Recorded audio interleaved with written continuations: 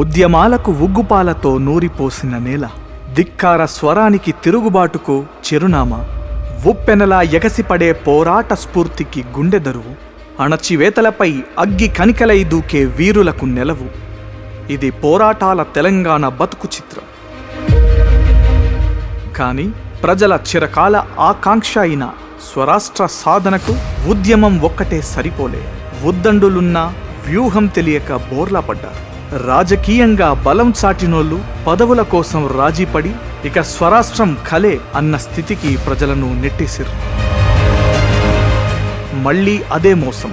ఉద్యోగ అవకాశాల్లో సవితి ప్రేమ, జీవనదులున్నా గొడ్ల నీళ్లకు తండాడే గోసలు, ఉపాధి లేక ఊర్లకు ఊర్లు ఖాళీ అవుతున్న చిత్రాలు, వాటాల కోసం ప్రశ్నిస్తే పదవులతో మూతిమూసే రాజకీయాలు, ఒకలాంటి నైరాశ్యమేదో తెలంగాణ పల్లెలను కమ్ముకుంది.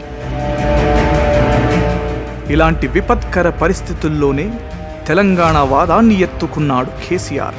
గత ఉద్యమాల తీరుతెన్నెలు గుర్తెరిగి మేధావులు, కవులు, కళాకారులతో వేలాది గంటలు చర్చల అనంతరం రాజకీయ ప్రక్రియతోనే తెలంగాణ సాధ్యమనే అంచనాకొచ్చింది.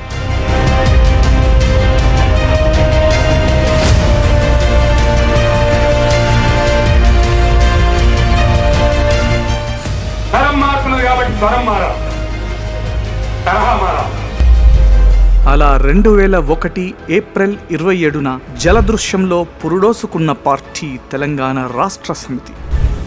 అందరికన్నా ముందు నాయకత్వం వహించడం నేను త్యాగం చేయాల్సిన అవసరం ఉంది. ఈ పదవులు ఎవరికి కావాలా? ఒక్క అబ్రాడ్ డిప్యూటీ స్పీకర్ రాజీనామా కాదు, ఈరోజు 3 రాజీనామాలు నీకు పంపిస్తా ఉన్నాను.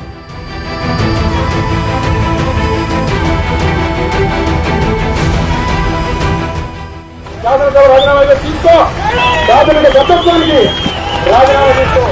గుప్పెడు మందితో మొదలైన తెలంగాణ ప్రజల గుండెల్లో నిలిచింది. మలిదశ ఉద్యమాన్ని భుజానేసుకొని ముందు నడిచింది. ఊరూరా గులాబీ జెండను రెపరెపలాడించి 13 ఏళ్లు ఉద్యమ కాగడను మోసింది. జై తెలంగాణ.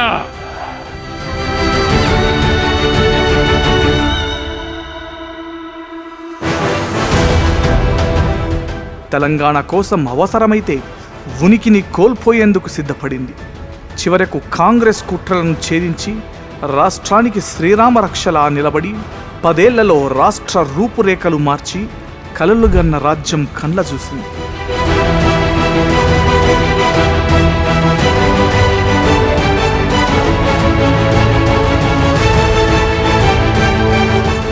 మారు పేరుతో ప్రజలను ఏమార్చి ఈసారి కాంగ్రెస్ గద్దెనెక్కవచ్చు గాని ఉద్యమ పార్టీగా, తెలంగాణ ఇంటి పార్టీగా జన గుండెల్లో బీఆర్ఎస్ స్థాయి వేరు.